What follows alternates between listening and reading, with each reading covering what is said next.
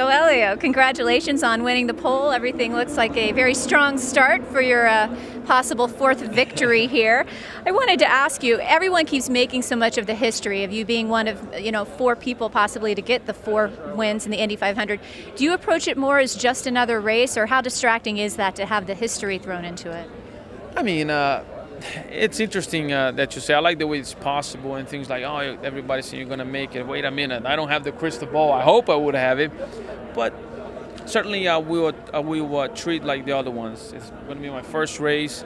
I'm going to learn as it comes. If I'm in leading, if I'm in second, if I'm in third, whatever happens, if I'm in 10th place.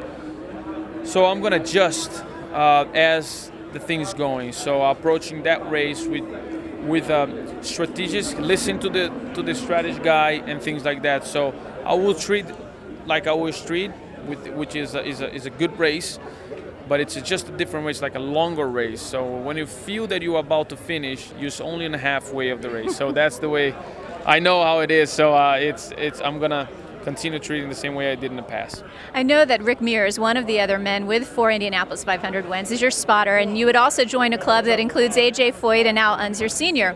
Have any of the three of them given you some interesting advice or something that you really took to heart, or even just joked around? What have they had to say that you've really taken in?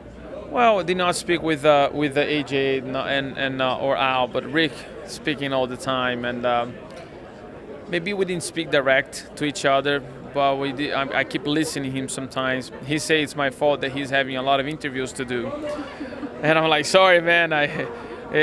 I'll do my best to make sure next year we don't need to talk about it. So, but it's great to hear he's saying that about a lot of stuff that he understands, and he feels I'm in the same direction. So when you have things like that, you just reinforce, oh, I heard he's saying that, so I'm going to reinforce that and for my race. And so far, that's what has been happening. I did a little research, and I found an interesting statistic.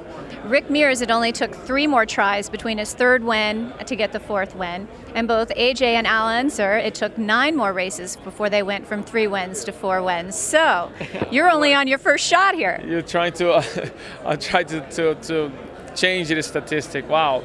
That actually would be cool, to do 2 back-to-back. It would be great.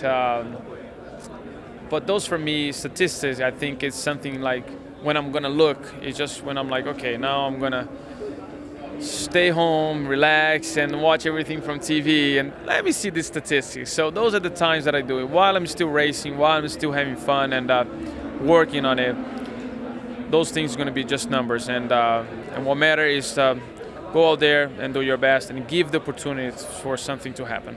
On a real practical note, does having the month of May shortened to 2 weeks help a team like you that already kind of comes in prepared for this? I mean, frankly, there's no other team that is ever as prepared as Team Penske at the Indianapolis Motor Speedway. Does that help you guys a lot? I do believe so.